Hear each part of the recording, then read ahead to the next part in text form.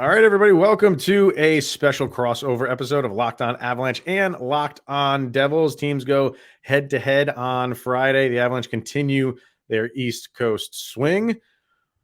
What are we going to get? I think we're going to get a good matchup. Devils, obviously much improved, and Colorado Avalanche seem to be hitting their stride as well. So a lot to get to. It's myself, Mr. Shaggy Von Doom, and Trey Matthews with a nice crossover. Let's get it. You're Locked On Devils, your daily podcast on the New Jersey Devils. Part of the Locked On Podcast Network, your team every day.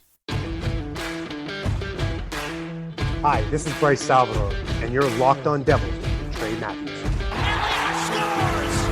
Oh, Steven stepped up, nailed it. Brodor's got the puck. What a shot. The Devils win the Stanley Cup.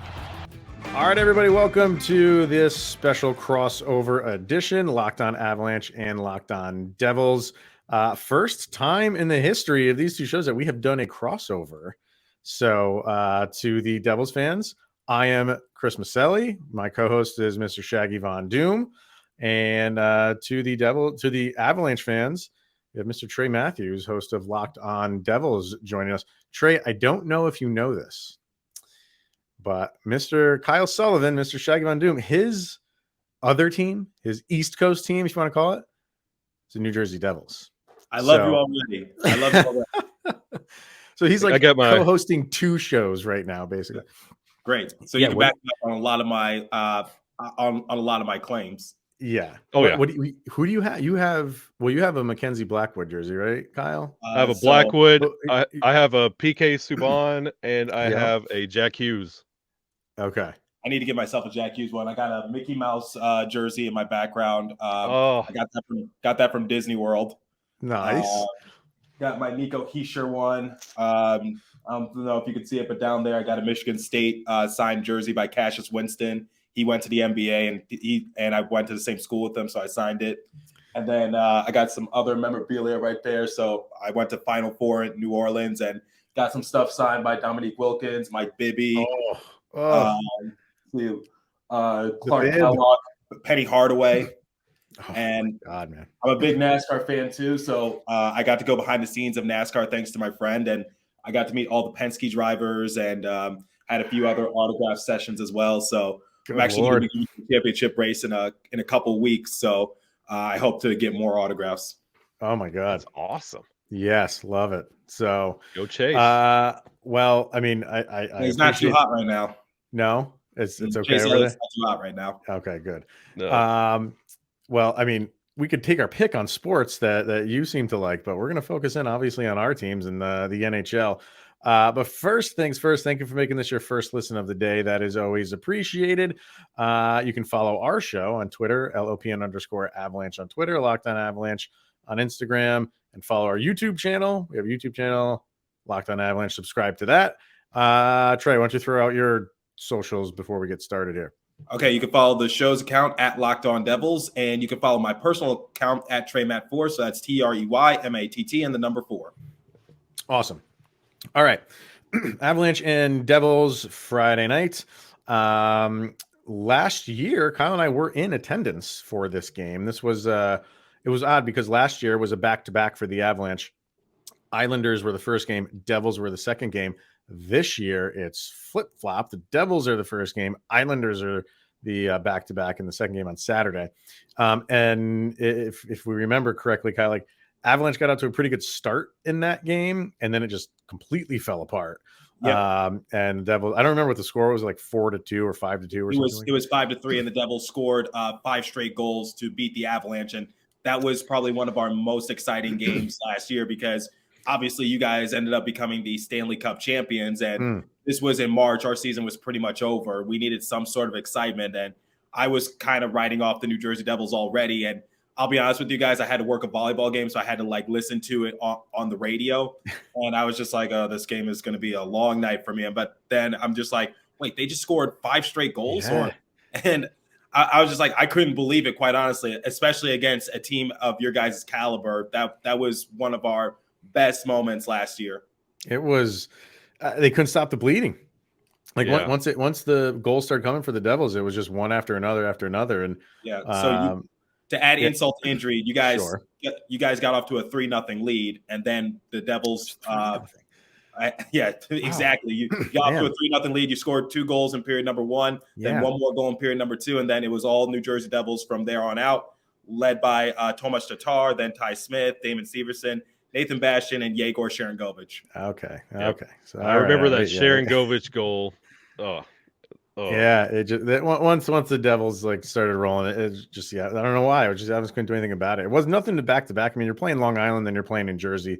You could walk to those arenas, so it's not like they were crossing the country or anything like that. But I don't know. Devils just got the best of them that day. So, what do we expect this time around, Trey? Well, I mean, I guess we should start with just the Devils in general. So, because Avalanche are an East Coast team, Devils our West Coast team, Devils are an East Coast team.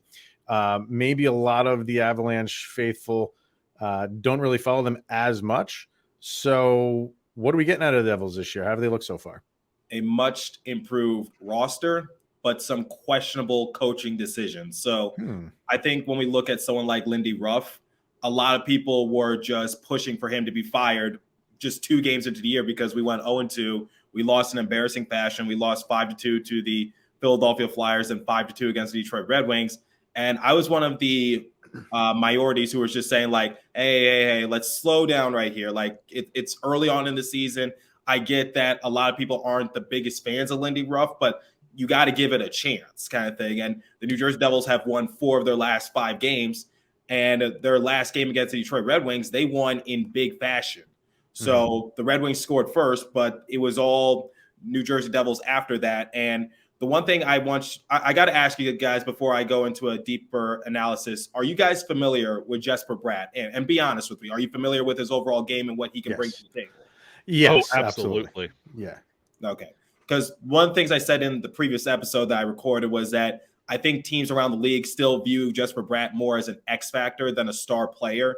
Because when you think of star players, I think people are going to go with Jack Hughes or maybe even Nico Hischier just because they were first overall picks. They tend to get more attention than Jesper Bratt, despite Jesper Bratt having a really good year last year.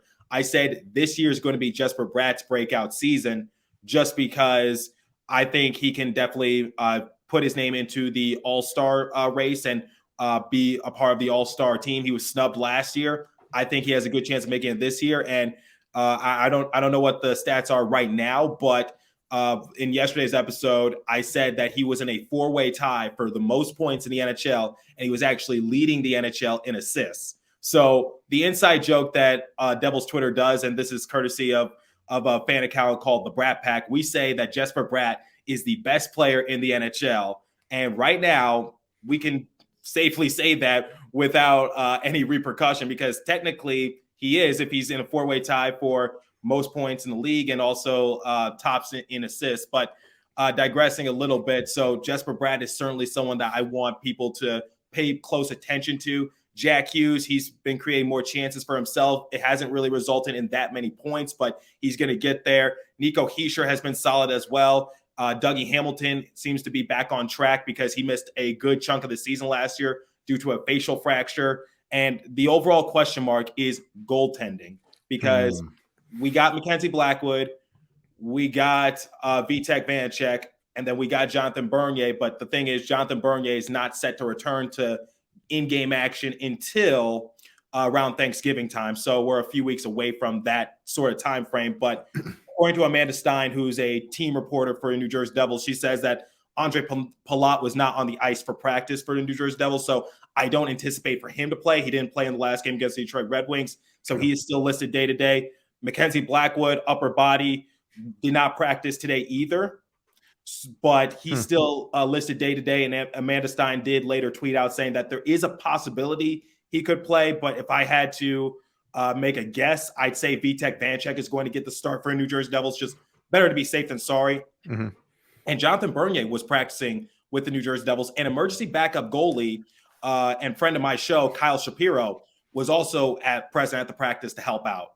And Ben Burnell, who covers the Utica Comets, our AHL team, he said that Akira Schmid and also Nico Dawes were still present in Utica along with their goalie coach. So I don't think the New Jersey Devils anticipate on bringing one of those guys up. So Mackenzie Blackwood, I don't know what the story is going to be like. Hopefully he is able to play tomorrow. But then again, if we're playing against the reigning Stanley Cup champions, probably better to be safe than sorry and just give Vitek Vanacek a chance in net.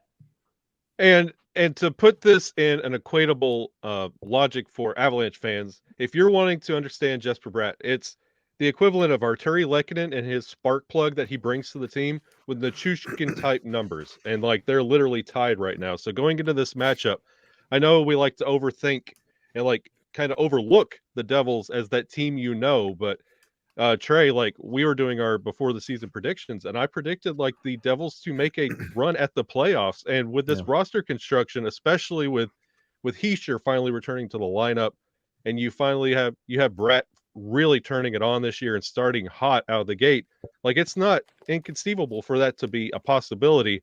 With Hischier returning to the lineup, after Wood called out the team with that kind of embarrassing start. I understand what you're talking about with Lindy Ruff wanting to be fired, especially with Burnett sitting on the bench. Basically, that coach in waiting is whatever the fan base is kind of sitting there treating him like. Pretty much. Is he sure in his leadership, is that going to be enough to get this team into the playoffs and be something that you can respect? Because he is wearing the captaincy. You don't hear a lot about his captaincy around the league. Coming from your vantage point, what do you think about Hischier and his return? Is he the leader this team needs to make that playoff push? Good question. The answer is no, and I respectfully mean that. That's why you bring someone like Andre Palat onto the roster. As you guys know, because you played against him and his team in the Stanley Cup Finals, and I just want to say congratulations for winning the Stanley Cup championship. But I just have to say this: thank you for preventing from the Tampa Bay Lightning from three-peating. I just got to say that. And I think that kind of drove Andre Palat more to test out the waters in free agency. And then ultimately, after we struck out with Johnny Gaudreau, he came crawling to us, essentially. But that is neither here or there. But Andre Palat, despite him not being on the same level in terms of overall production, similar to Johnny Gaudreau, he was still a very good pickup. That was always the plan B for New Jersey Devils. And the thing about Andre Palat is that he's actually won something. He's won 2 Stanley Cup championships. He's been in the league for a good while. So that is the glue piece that the New Jersey Devils need. Like the one thing I always questioned during the course of the offseason, I said, who's the leader for New Jersey Devils? No disrespect to Nico Hischier, no disrespect to Jesper Bratt, no disrespect to Jack Hughes, but they're so young. They're so inexperienced. They're still trying to find their overall games.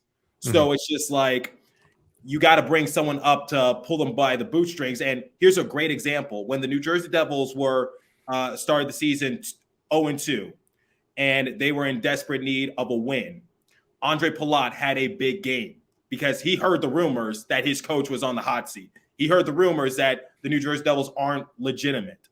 And instead of just, sitting back on it, he decided to take action. And in back-to-back games, he had a very respectable outing. That's what we've been looking for ever since Taylor Hall left. So having someone like Andre Palat onto the roster pays huge dividends for the New Jersey Devils. Yes, Nico Hischier might be the captain, but Andre Palat is the true leader that the New Jersey Devils need. We needed a lot of veteran leadership, so we bring in Andre Palat, we bring in Eric Haula, we bring in a few other pieces to just make us stop from being the youngest team in the NHL. We're still one of the youngest teams in the NHL, but we moved up a couple spots. So my overall mentality for Andre Palat is that he is the true leader of the team.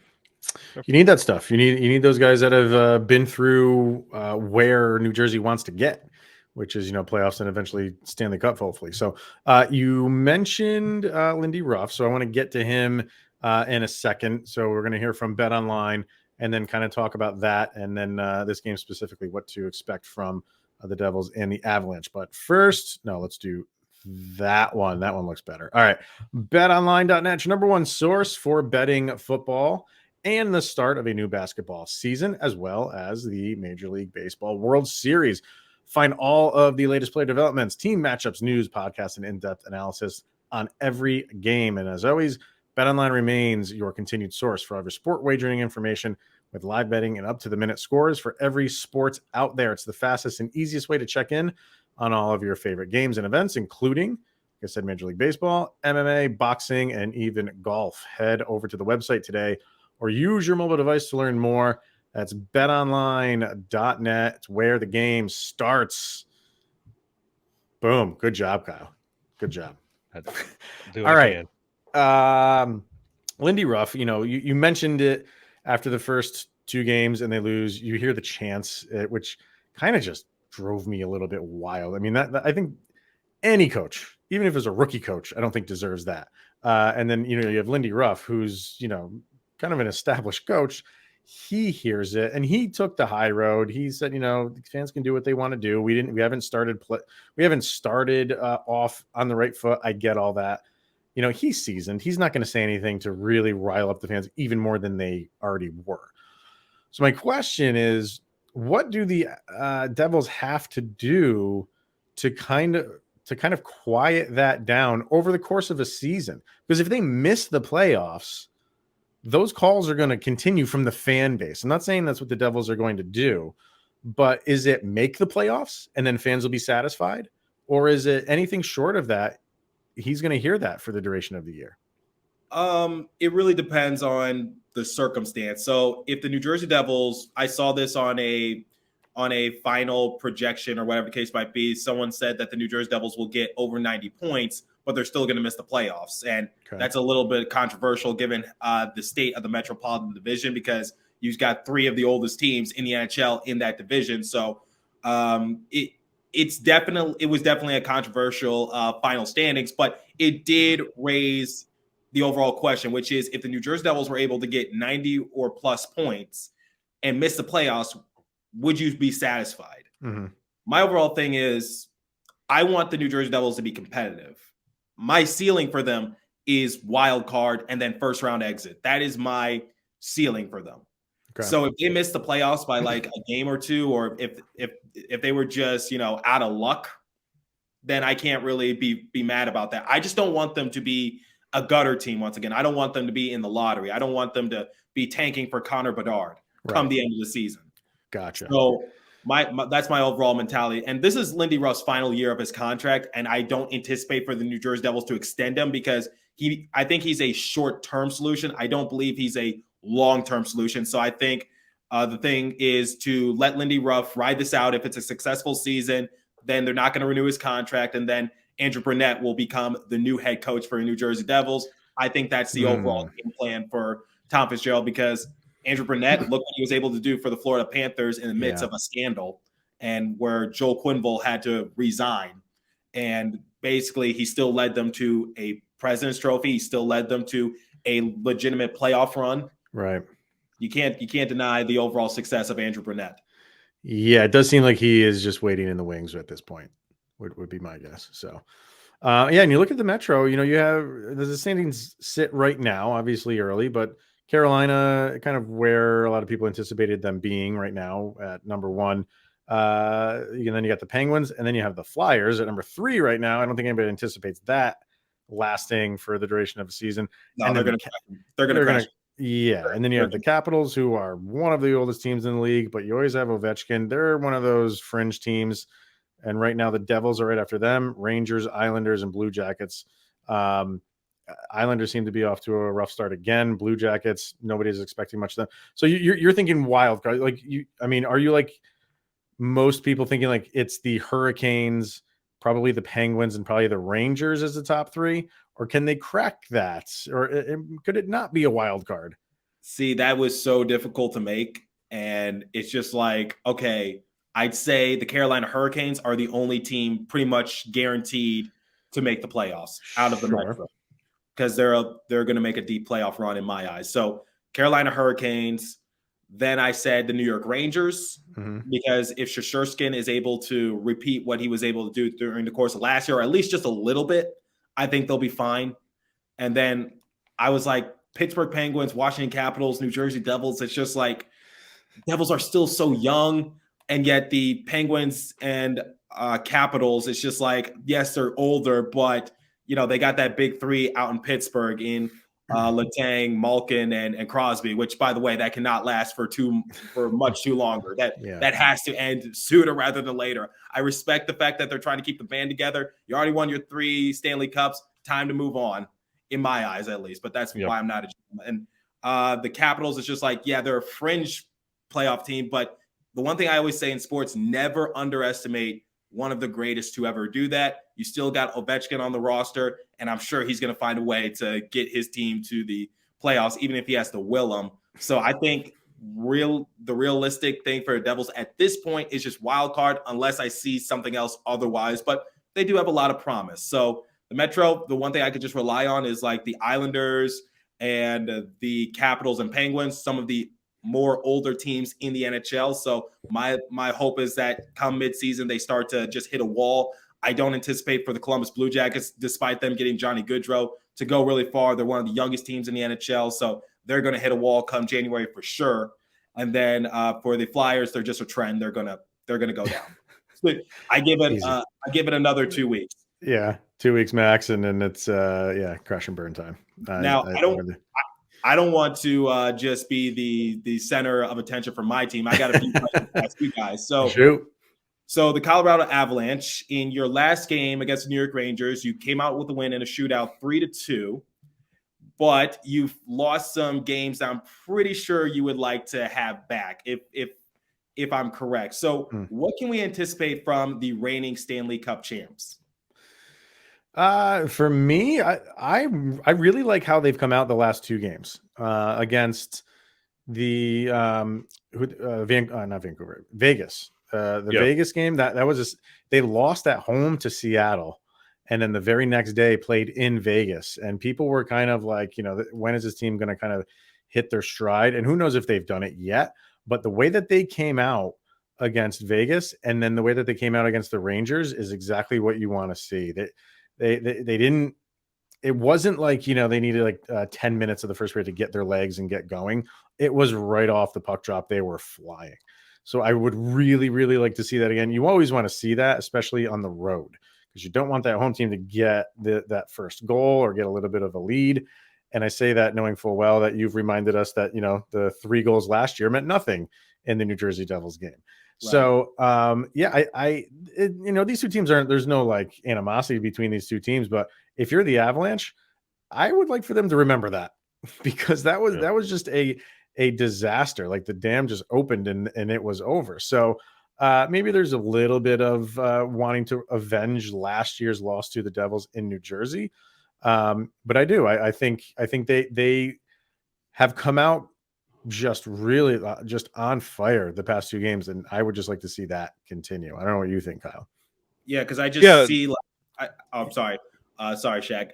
Just real quick, because I see some of the final results of your games. I see that you lost 4-3 against the Winnipeg Jets. I'm sure that's a game you'd like to have back. Sure. You mentioned the Seattle Kraken game. Love the Seattle Kraken. They're my second favorite team in the NHL. Their play-by-play announcer for the radio feed is my mentor. But that's a team you should not be losing to. Lost 3-2, and then against the New York Rangers, you came out with the win, but it was in a shootout. I'm sure you would have liked to have won it in regulation. Yeah, you got the 2 points, but at the same time, you let the Rangers walk away with the points. So my overall, that's where my overall mindset is with the Colorado Avalanche for right now. Yeah, and I'm glad you brought all that up. And like to echo Chris's point a little bit, like if I'm the Devils fans looking forward to this matchup, if you're going to get a win against Colorado, it would be this game on Friday, because this team is still figuring out how to get everything together. They lost Nas in the offseason. They lost Burakovsky. They're still trying to get this team. Also, Darcy Kemper. Yes, they did. Look how he's doing in Washington. That's addition by subtraction with acquiring Georgiev. But the Avalanche are still trying to figure things out. This is not the same team that won the Stanley Cup, but they still have the DNA that can do it again. And they're still trying to figure out how to put that together. Like those games that they dropped, when they go back around and play that team again, it's not going to happen again. So if the Devils are going to want to get that statement win to keep Lindy Ruff, to justify everything they're doing, it's going to be this game, because when you face the Avalanche again, this is not going to be the same team. Yeah, I mean, the one thing is, like, I know you guys aren't the same team, but at the same time, I have this mentality, which is you cannot sleep on any opponent, especially if you're the reigning champions, because at the time of recording, you guys are still the better team, and I have all the respect towards you. And I think you did dodge a bullet with Darcy Kemper. So I guess the rumors were true. Like he just had a better unit in front of him, and it wasn't just all him kind of thing. Yeah.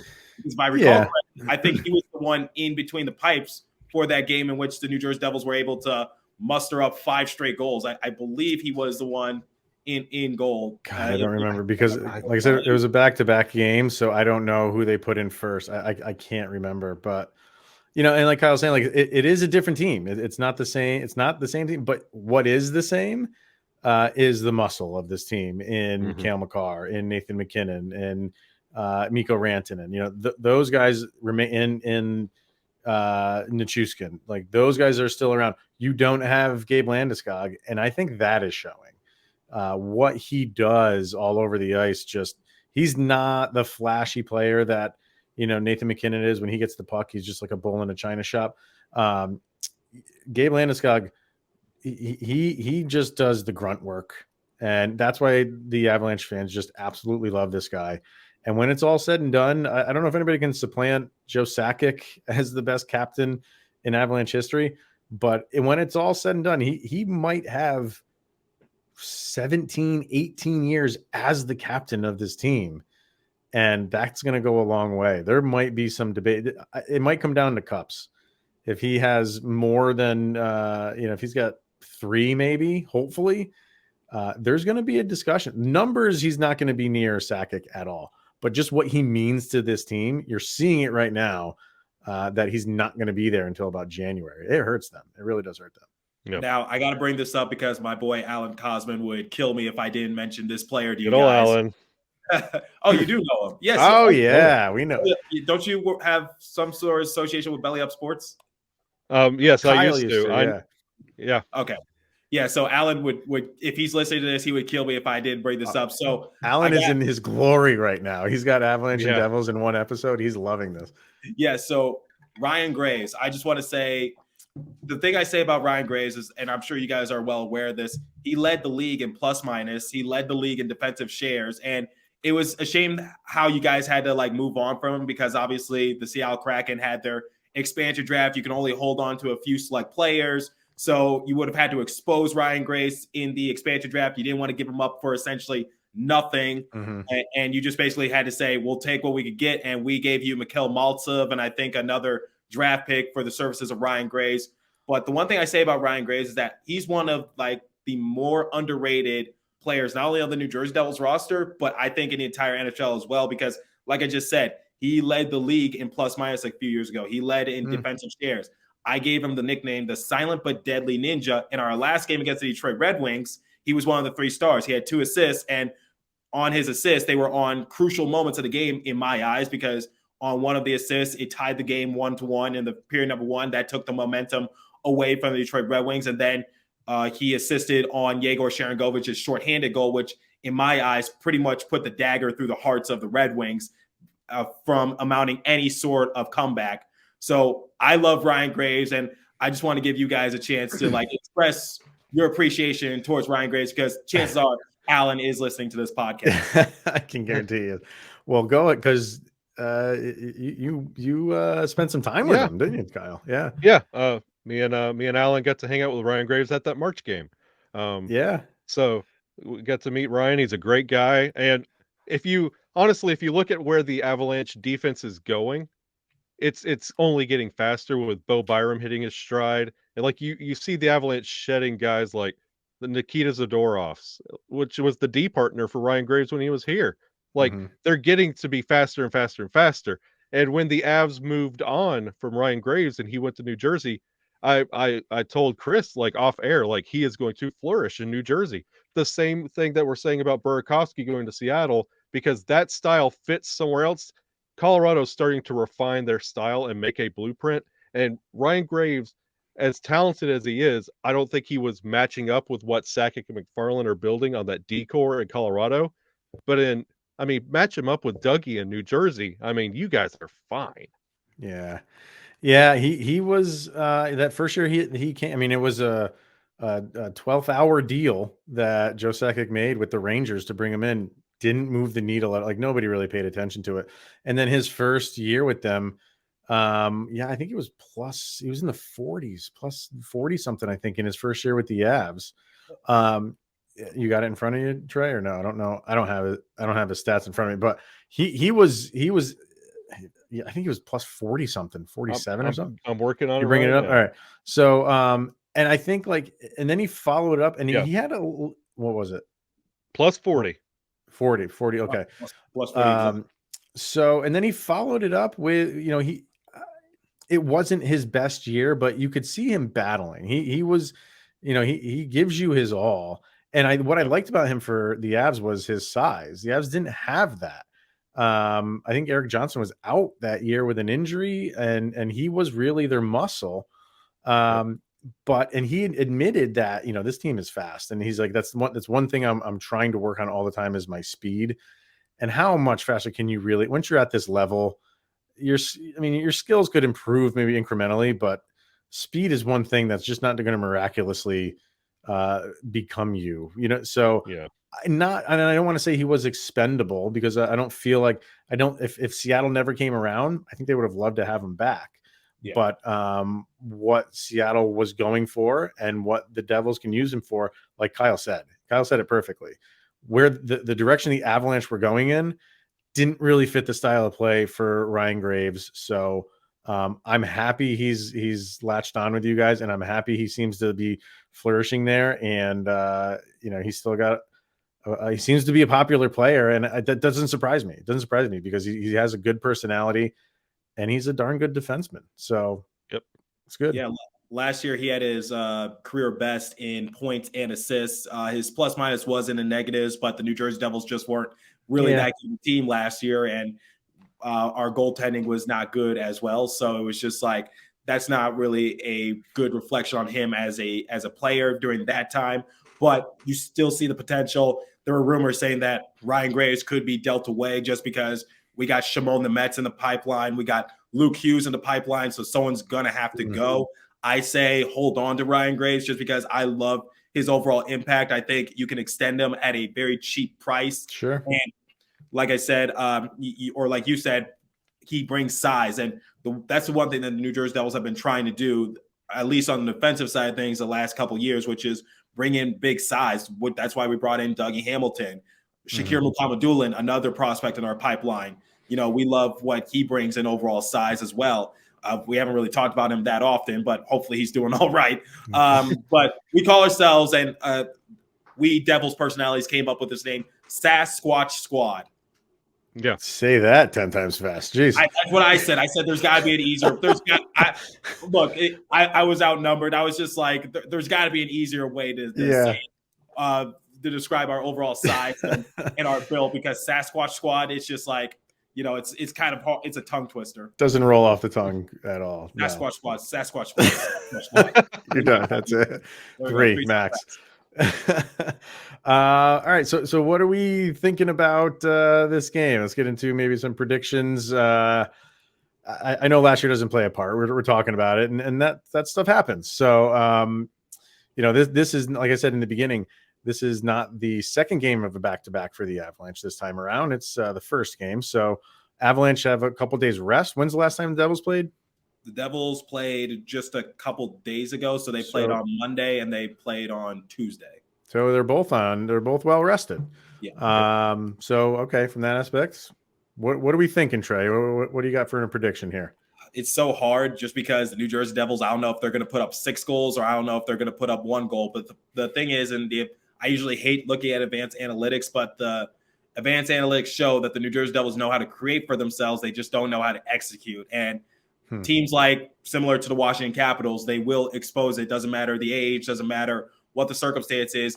Veteran teams will expose it. And you guys are the reigning champs. So I'm going to realistically say that the New Jersey Devils will come out on the losing end. I say Jesper Bratt's going to extend his point streak with an assist.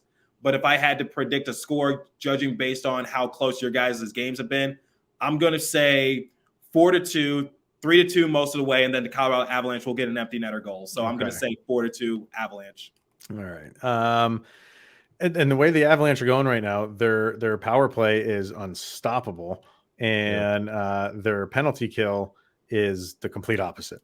So if there's a lot of penalties in this game, it could be a high scoring affair because the Avalanche will score if they're on the power play, and the Devils will score if they're on the power play. So that is something that we'll have to watch. I don't know. How are the Devils committing penalty wise? Are they pretty?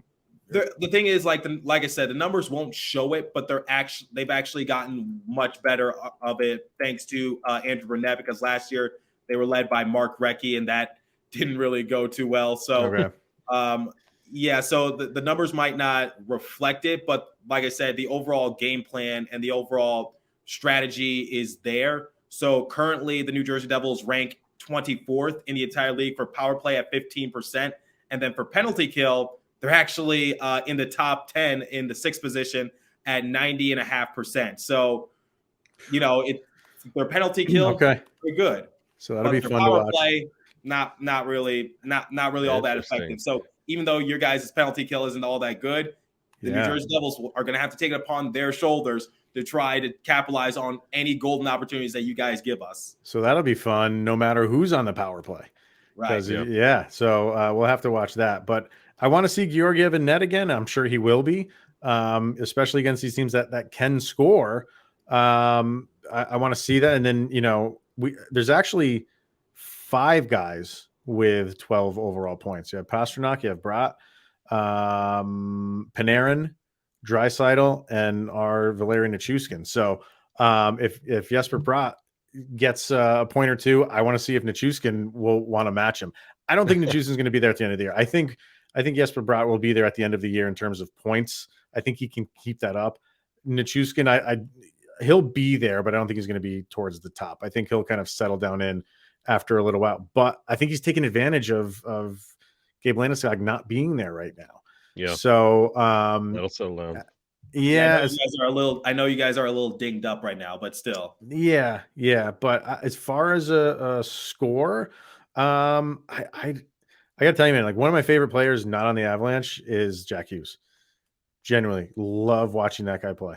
Another thing, Jack Hughes is off to a quote unquote slow start, and I know I sound like a broken record when I say this, but he creates great A chances for himself. Yeah. He's tops in the league for creating high danger shots, but they just don't find the back of the net. Right. Yeah. Lindy Ruff said like Jack Hughes has to go to plan B, plan C if plan A isn't working, because Jack Hughes is now being scouted as a star in this league. So even if he's able to get past defenders, goalies are going to be like, okay, Jack Hughes tends to do this when he gets that close. So be prepared for this, be prepared for that. So that's why I think Jesper Bratt is off to a better start than Jack Hughes. I think as the season progresses, Jesper Bratt will get the same treatment as Jack Hughes. But for right now, I still think Jesper Bratt is heavily underrated. But I love Jack Hughes too. Yeah. I anticipate for him to have the numbers that Jesper Bratt is having right now. He's still our franchise player. He's still our go-to guy. But at the end of the day, it's just like he's got to start like executing just a little bit and maybe just clean up the overall flashiness. If that makes sense. Yeah, it definitely does. But the game he played against the Avalanche last year, he was great. But yeah, I think this is going to be a good game. I think the Devils are going to want to, like most teams, are going to want to, prove their worth against, the defending Stanley Cup champions. So I think this is going to be a game. I think the Avalanche will come out on top, but I think this is going to be a 4-3 game, not decided till a little bit later. All right. Yeah. What do you think, Kyle? I was literally about to say 4-3, and this is going to be one of those that it's going to be similar to the game in March. Avalanche are going to come out. New Jersey's going to come back. And this is going to feel like one of those that the Avalanche are going to win in overtime, and a win feels like a loss. And this loss is going to feel like a win for New Jersey. And both teams will handle it accordingly going forward. But I feel like it's going to be one of those dirty, scrappy, ugly games, but the Avalanche will squeak it out in overtime. All right. Well, goes to OT, at least we get a point. Yeah, that's absolutely. Right. So, strap in, because I think it's going to be a fun, energetic, entertaining game. So, all right, that's going to wrap it up for the first ever Avalanche Devils crossover. Thank you, Trey, for agreeing to do this. And why don't you just throw out your socials one more time before we wrap things up here? You can follow the show's account at Locked On Devils and my personal Twitter page at TreyMatt4. So TreyMatt and the number 4. And for my listeners, how about you guys, Chris and Shaggy, throw out your socials one more time? For the show, LOPN_Avalanche, Locked on Avalanche on Instagram, and then obviously on YouTube, just search Locked on Avalanche. Kyle has his own Twitter page at Shaggy Von Doom. there it is. All right, man. You guys have 1,000 subscribers on YouTube, right? We're almost hitting 2,000. We're pretty close. Get me to 1,000, please. I'm at 700. I'm at 711, less than 300 away from Come it, on, and I'm so close. Like, help me out. All right, Avalanche fans, that's your homework. Follow and subscribe to Locked On Devils YouTube channel. That's what you got to do. But by the end of the game tomorrow, let's get Trey over the 1,000 mark hump. That'd be great. All right, everybody. Yeah, what's up, Kyle? Go ahead. I said we could do it. We could do it. I believe in those YouTubers. We got it. All right, everybody. Thank you for tuning in. Enjoy it. It's going to be a good one. Thank you for making this your first listen of the day. For Mr. Trey Matthews of Locked On Devils and Shaggy Von Doom and myself of Locked On Avalanche, thank you for tuning in. Enjoy the game. We'll see you guys later.